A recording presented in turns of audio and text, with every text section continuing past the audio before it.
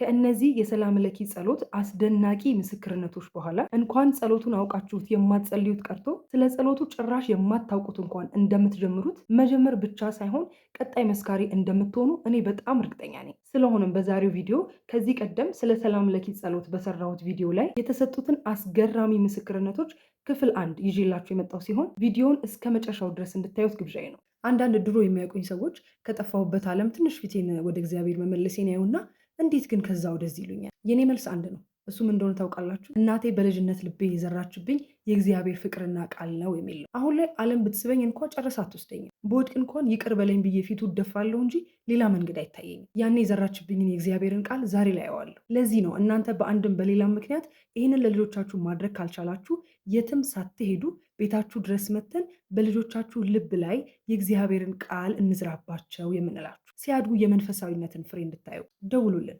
አብረን በልጅነታቸው እግዚአብሔርን የሚያውቁ የእግዚአብሔር ፍቅርና ቃል የሚይዛቸውና የሚገዛቸው ልጆችን እንፍጠር። ሰላም ውድ ቤተሰቦቼ እንዴት ናችሁልኝ? እኔ በጣም ደህና ነኝ፣ እግዚአብሔር ይመስገን። ይህ ሀቲዩብ ነው። በመንፈሳዊ ህይወታችን አብረን የምናድግበት መንፈሳዊ ቻናል ነው። የሀቲዩብ ቤተሰብ የሆናችሁ ሁላችሁ እንዳስለመዳችሁኝ ቪዲዮውን ስትጀምሩ ላይክ በማድረግ መጀመርና ለብዙ የእግዚአብሔር ቤተሰቦች ይዳረስ ዘንድ ሼር ማድረግ አትርሱ። ለዚህ መንፈሳዊ ቻናል አዲስ የሆናችሁ ደግሞ የደውል ምልክቷን በመጫን የሀቲዩብ ቤተሰብ እንድትሆኑ እኔ እህታችሁ በፍቅር እጋብዛችኋለሁ። እንግዲህ እንደምታውቁት እዚህ ዩቲዩብ ቻናል ላይ ምስክርነት መስጠት ከጀመርኩ በኋላ በጣም ረጅም ጊዜ የማወራው ስለ ሰላም ለኪና ስለ መዝሙረ ዳዊት ነው። ስለ መዝሙረ ዳዊት ከዚህ ቀደም ቪዲዮ ሰርቼላችሁ ነበር። ምስክርነቶቹንም ደግሞ በሁለት ክፍል ሰርቼላችሁ ነበር። በሚገርም ሁኔታ በጣም ብዙ ሰው ሪያክት ያደረገበት ኮመንት ያደረገበት ቪዲዮ ነው።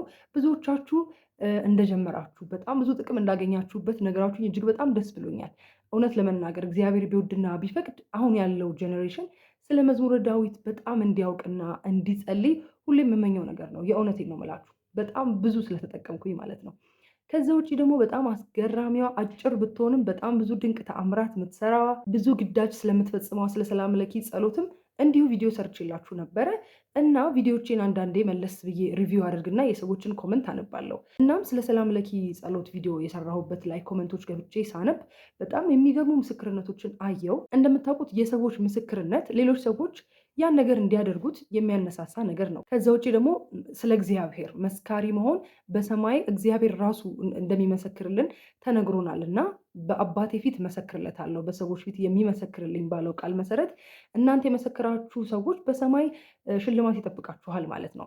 ስለዚህ የእናንተን ምስክርነት አንድም ለነፍሳችሁ ትጠቀሙበታላችሁ፣ ሁለትም እኔ ዛሬ በሁለት ክፍል ቪዲዮ ሰራበትና ስለ ሰላም ለኪ የማያውቁ ሰላም ለኪ ጸሎትን ያልጀመሩ ሰዎች እንዲጀምሩ እናደርግበታለን ማለት ነው።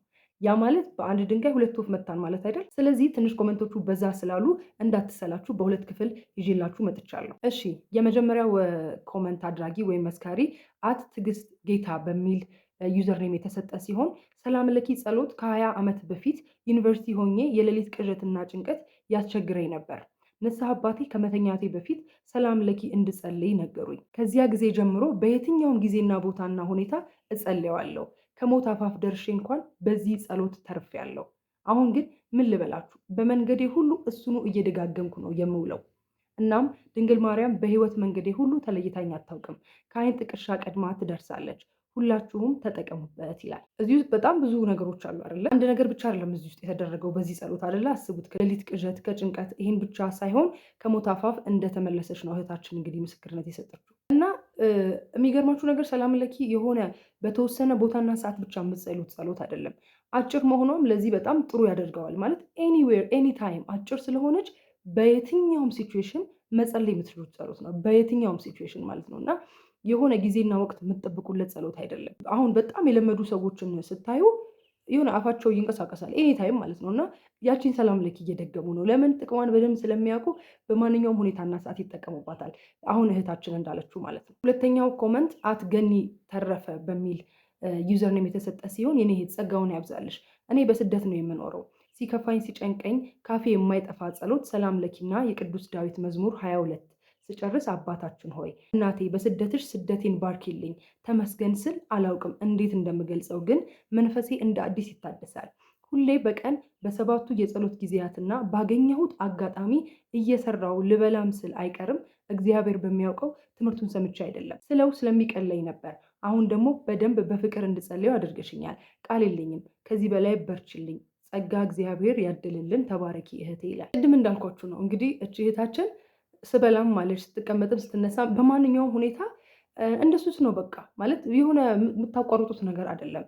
አይምሯችሁ ውስጥ ክፉ ሀሳብ እንኳን ሲመጣ የእውነቴን ነው የምላችሁ ከእናንተ ያልሆነ ልትቆጣጠሩት የማትችሉት ክፉ ሀሳብ እንኳን ሲመጣ በሰላም ለኪ ጸሎት ማባረር ትችላላችሁ። በዚህ ደረጃ ነው የጸሎቱ ኃይል። ቀጣዩ ኮመንት ደግሞ አት ሳምሰንግ ፎን በሚል ዩዘርኔም የተሰጠ ሲሆን እግዚአብሔር ይመስገን ስለማይነገር ስጦታው አሜን። እህቴ እውነት ነው፣ የጸሎቱ ኃይል በጣም ነው የምወደው። እኔ ካላደረግኩት በየቀኑ ከሰው ጋር ያጣላኛል፣ ያለ ጥፋቴ ይከሱኛል እና ጸሎቱን በጣም እንዳፈቅረው አድርጎኛል። በጸሎት አስቡኝ ከኔ የበረታችሁ እህቶቼ ይላል። አንድ ትምህርት ላይ ምን ሰምቻለሁ? ጸሎት ማለት አጥር ነው ይላል። አሁን ለምሳሌ አንድ ቤት አጥር ካለው ማንም አይደፍረውም አይደለ? ልክ እንደዛ ሰው የሚጸልይ ከሆነ በአጥር በጸሎቱ ኃይል አጥር የታጠረ ነው። ማንም ጠላት መጥቶ እንደፈለገ አያደርገውም። ልክ እንደዚህ ሁሉ የሰላም ለኪ ጸሎት ኃይልም እንደዛ ነው፣ እንደ አጥር የሚከልላችሁ። እንዳልኳችሁ ነው፣ እንኳን አይደለም ከሰው ጋር ካላችሁ ሪሌሽን ከራሳችሁ እንኳን መጥፎ ሀሳብ ጋር በታገላችሁ ጊዜ ይሄ የሰላም ለኪ ጸሎት ኃይል በጣም ድል እንድታደርጉ በመልካም ሀሳብ ራሳችሁን እንድትረቱ ይረዳችኋል። እንኳን አይደለም ከውጭ ጠላት ማለት ነው። ቀጣዩ ኮመንት ደግሞ አት ኤፍታህ 12 በሚል የተሰጠ ሲሆን በስመ አብ ወወልድ ወመንፈስ ቅዱስ አሐዱ አምላክ አሜን። እኔ ምክርሽን የሰማው ትላንትና ማታ ነው። ትላንት ማታ ሰላም ለኪን ጸሎት አድርጌ ተኛው። ክብር ለድንግል ማርያም። በሰላም ተኝቼ ያደርኩ። ገና ልጸልየው ብዬ ሳስብ በጣም ደስ ይለኛል። በፊት ይጨንቀኛል። እንደው ምን እንደማስብ የማስበውን አላቅም፣ ግን ዝም ብሎ ያሳስበኛል። ሌሊት እንቅልፍ የለኝም። አንድ ቀን ተናደድኩና ራሴን ባጠፋው አልኩ። ከዛ አማተብኩና መዝሙረ ዳዊትን ስጸልይ ጸሎቱን ሳልጨርስ እንቅልፌ መጣብኝ። ብቻ ክብር ለድንግል ማርያም እናቴ። ይሄው ዛሬ ሰላም ለኪን ስጸልይ ሰላሜን አገኘው። ያለሁበት ስደት ሀገር ነኝ፣ በጸሎታችሁ አስቡኝ ይላል። ብዙ ጊዜ ስለ ሰላም ለኪ ጸሎት ሲነሳ በጣም ብዙ ምስክርነት ምሰማው ከቅርቤም ያለ ሰው ይሄ ጭንቀት አሁን ራሱ ሁለተኛ ኮመንታችን ነው አይደለ?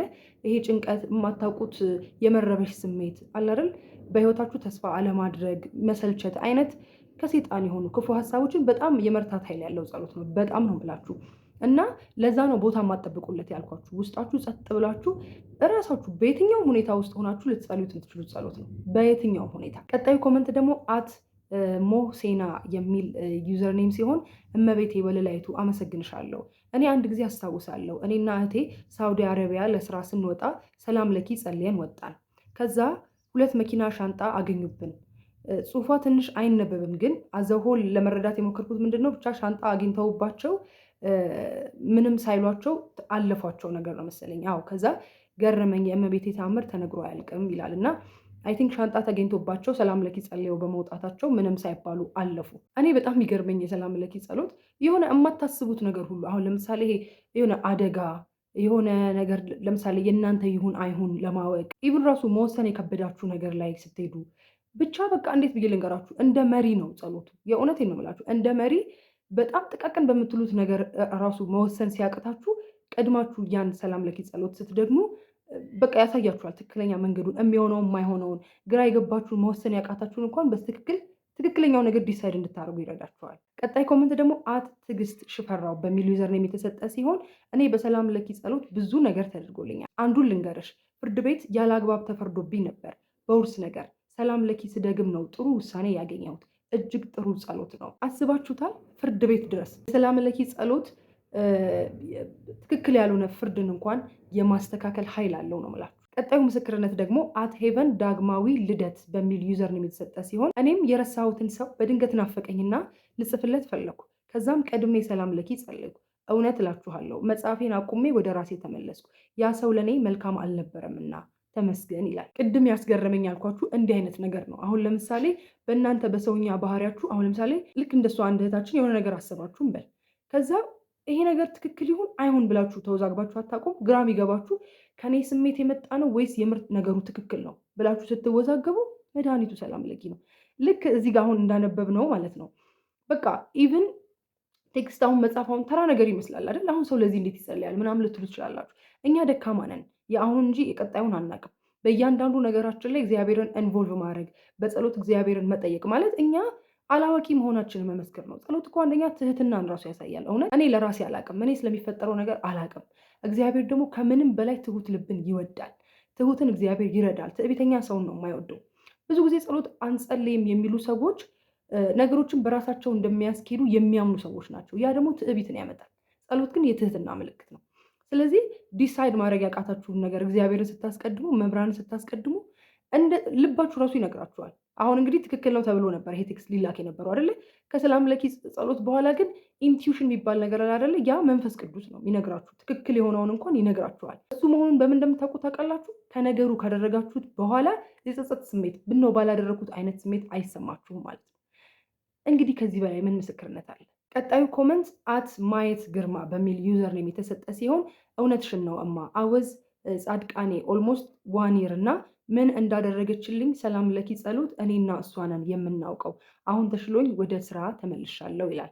አይ ቲንክ ይሄን ኮመንት ያደረገው ሰው የታመመ ሰው ነበር እና ጻድቃኔ ሄደው ነው እንግዲህ ማለት ጻድቃኔ በጣም የሚገርማችሁ ገዳም በተለይ የሰላም ለኪ ጸሎት እንዴት በክብር በቃ እንደ ማለት ሰዓት ተወስኖለት አሁን ጻድቃኔ ማርያም ሄደ ሰው በጣም ያውቀዋል።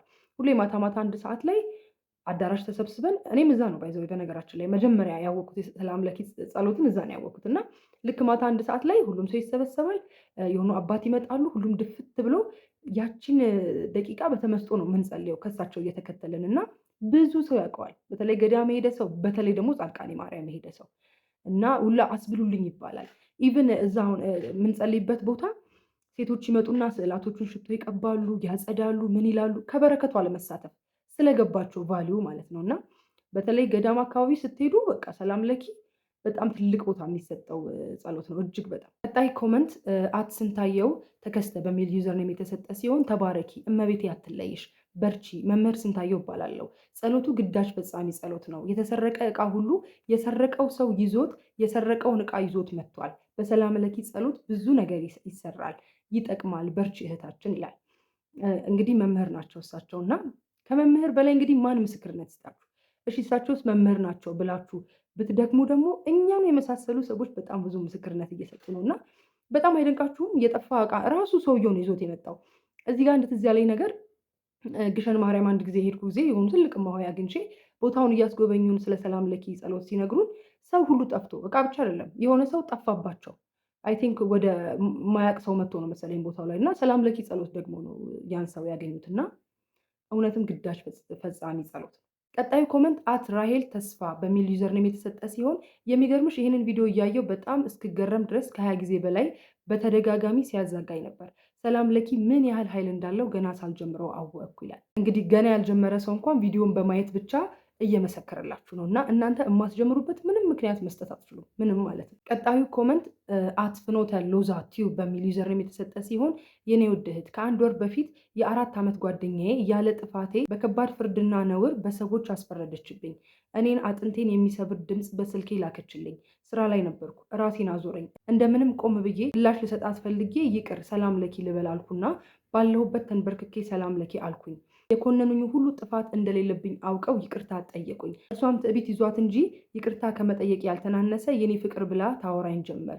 እግዚአብሔር ይመስገን ይላል። አሁን አንዳንድ ሰዎች ከሰዎች ጋር ለመኖር በጣም የተቸገራችሁ ሰዎች ማለት እንዲሁ ያለ ጥፋታችሁ ሰው የሚኮንናችሁ የሚከሳችሁ፣ በአጠቃላይ ራሱ ከሰው ጋር ሰው እንዴት ነው ተስማምቶ መኖር የሚችለው? ደግሞ ራሳችሁን መቆጣጠር ሲያቅታችሁም ስትፈልጉም ሰላም ለኪ ጸሎት በውስጣችሁ ድገሙ። የእውነቴን ነው የምላችሁ። ቃላችሁን እንኳን ሼፕ ያደርጋል። ልትናገሩ ያሰባችሁትን ክፉ ነገር ወደ ቀና ይመልሰዋል። ሌሎች ልክ እንደ እህታችን ሌሎች እንኳን ሊያረጉባችሁ ካሰቡበት ነገር እንዲመለሱ ያደርጋል ማለት ነው። የሰላም ለኪ ጸሎት ምስክርነት ክፍል 1 ማለት ነው። የመጨረሻውን ኮመንት ነው አሁን የማነብላችሁ። አት ሄመን በሚል ዩዘርኔም የተሰጠ ሲሆን እህቴ ቃለ ሕይወት ያሰማልኝ። እንኳን ይህንን ጸልየን ስሟን ብቻ ቅድስት ድንግል ማርያም ድረሽልን ብንል ወለላይቱ ከአይን ቅጽበት ከተፍ ነው። ችግራችንን አሽቀንጥራ ነው የምትጥለው። ሌላው ትንሽ ማስተካከያ፣ ሰላም ለኪን ካህኑ ንጉሱ አጼ ናኦድ ናቸው የደረሱት። ድንገተኛ አውሬ መጥቶባቸው የጸለዩት የዳኑበት ነው። የማርያም ጸሎት የምንለው ግን ወይም በግዕዝ ጸሎተ እግዝእትነ ማርያም የምንለው ግን እመቤታችን በደስታዋ የጸለየችው ጸሎት ነው። ቅዱሳን አበው በሰሩልን ስርዓት ሁለቱም ሳይነጣጠሉ መጸለይ አለባቸው ብለው ደንግገዋል። ይህ ጸሎት እስከ ዕለተ ምጽአት ተአምር እያደረገ የሚቀጥል ሰማያዊ ጸሎት ነው። በዚህ ጸሎት እመብርሃን በብርሃን እጆቿ ዳብሳን ትልልቅ ጠላቶቻችንን ታላላቅ ሸክሞቻችንን አሽቀንጥራ ትጥልልናለች። ጎበዝ ፍጠን በሰላም ለኪ ይላል። አዎ እኔ አሁን እመቤታችን ያደረገችው ጸሎት ነው ብዬ ነበረ የሰራሁትና ለማለት የፈለጉት ረጅሙን ፖርሽን የሚይዘው የእሷ ጸሎት ስለሆነ ነው እንጂ የመጀመሪያዋ ፓርት ማህበረን የውም ድንግል ባርኪ እስከሚለው ድረስ ያለው እንደተባለውም ንጉሥ ናኦድ ነው እሱን ጸሎት ያደረገው። ከዛ በኋላ እመቤታችን መልአኩ ቅዱስ ገብርኤል ካበሰራት በኋላ የጸለየችው ጸሎት ነው።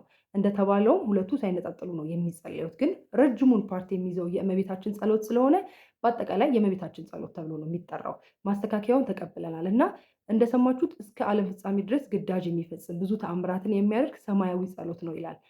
እንደዚሁ ነው ጸሎቱ። የእውነቴን ነው የምላችሁ። እኔ ምን ብዬ ልንገራችሁ? እኔ አሁን ለምሳሌ ኢቭን በቀላሉ ስነግራችሁ ቪዲዮ እንኳን ስሰራ ማለት ነው በሰላም ለኪ ጸሎት ነው ጀምሬ የምሰራው። ምንም ነገር ሳደርግ በቃ ምንም ነገር ነው የምላችሁ። በፍትሐ ነገሥትም ተቀምጧል። በነገራችን ላይ የሁሉ ጸሎት መዝጊያ ሰላም ለኪና አቡነ ዘበሰማያት እንደሆነ ተነግሮናል። ገዳም ብትሄዱ በቃ በጣም በጣም ትልቅ ቦታ የሚሰጠው ጸሎት ነው እጅግ በጣም እና ሁሉ ሰው ይሄን ነገር ቢረዳው ብዬ አስባለሁ። እኔ ነገርኳችሁ ጻድቃኔ ማርያም ቤቱ ጊዜ ነው የዚህን ጸሎት ምንነት ራሱ በደንብ የተረዳሁት እና የዛሬ ክፍል 1 የሰላም ለኪ ጸሎት ምስክርነታችን ይህንን ይመስላል። እነዚህ ምስክርነቶች ራሱ እንድትጀምሩ በቂ አይደሉም። እኔ ናቸው ብዬ ነው የማስበው። እውነቴን ነው የምላችሁ። እኔ ባልጀምራቸው በእነዚህ ምስክርነቶች እንደምጀምር እርግጠኛ ነኝ። አሁን ካነበብናቸው ምስክርነቶች ውስጥ ራሱ አንዱ ውስጥ ራሳችሁ ልታገኙ ትችላላችሁ እና እንድትጸልዩት እንድትጠቀሙበት ለማሳሰብ እወዳለሁ። እግዚአብሔር ቢፈቅድና ቢወድ ደግሞ ክፍል 2ን በሚቀጥለው ይዤላችሁ እመጣለሁ። እንደሚታወቀው እንግዲህ ሀውቲዩብ ቱቶሪያልስ በቤተክርስቲያን ስርዓትና በቤተክርስቲያን እውቀት ባደጉ ሴት ሰንበት ተማሪዎቻችን ከ5 እስከ 10 ዕድሜ ክልል ውስጥ ላሉ ልጆቻችሁ ቤት ለቤት መጥተው ዓለማዊ ብቻ ሳይሆን መንፈሳዊ ትምህርትም ሊያስጠኑ እንደሆነ ልንመጣ እንደሆነ በሁሉ ቪዲዮቼ እየነገርኳችሁ ነው። ይህን ነገር ያሰብኩበት ዋነኛ ምክንያት ምን መሰላችሁ? አሁን እንደምታውቁት ዓለማችን ሁሉ ነገር ስልክ ሆኗል አይደል? ልጆቻችን ከኛ ኃላፊነት ወጣ እንዲሉ ብለን ስልክ ነው የምንሰጠው። በጣም ብዙ ጊዜያቸውን የሚያጠፉት ስልክ ላይ ነው።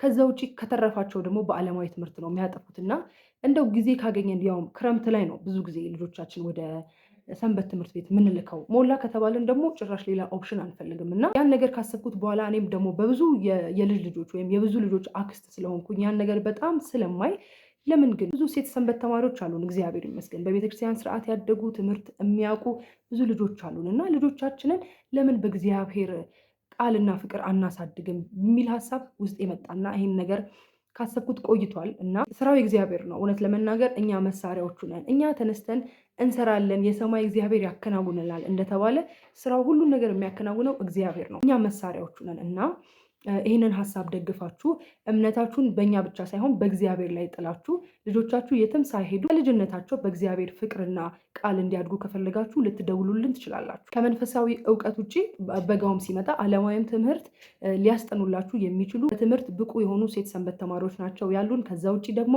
መንፈሳዊ ክህሎት ልጆቻችሁ እንዲያዳብሩ ከፈለጋችሁ በገና፣ ዝማሬ፣ መንፈሳዊ ስዕላት እንዲሁም የምልክት ቋንቋ ከፈለጋችሁ ይህንን ሁሉ ይሰጧችኋል። እናንተ የሚጠበቀው መደወል ብቻ ነው። አብረን በጋራ ከሰራን ከልጅነታቸው ጀምሮ በእግዚአብሔር ፍቅርና ቃል ያደጉ እግዚአብሔርን የሚፈሩ የሚያውቁ ስለ ሃይማኖታቸው የሚገዳቸው ዓላማቸውን የሚያውቁ ልጆች መፍጠር እንችላለን እና ደውሉልን፣ አብረን እንስራ ብለን ጥሪያችንን በድጋሚ እናቀርባለን። ዲስክሪፕሽን ላይ በማስቀምጥላችሁ ስልክ እየደወላችሁ ልጆቻችሁን አስመዝግቡ። እግዚአብሔር ቢወድና ቢፈቅድ በሚቀጥለው ደግሞ በሌላ ቪዲዮ እንገናኛለን። እስከዛው ድረስ በያላችሁበት ሰላም ሁኑልኝ። ሁሌም እንደምንለው ክርስቲያናዊ መንፈሳዊነት ዘለዓለማዊነት ነውና የእግዚአብሔር ፈቃዱን ውዱን ፈጽመን የምንናፍቃትን ተስፋ የምናደርጋትን መንግስቱን ለመውረስ የበቃን ያድርገን።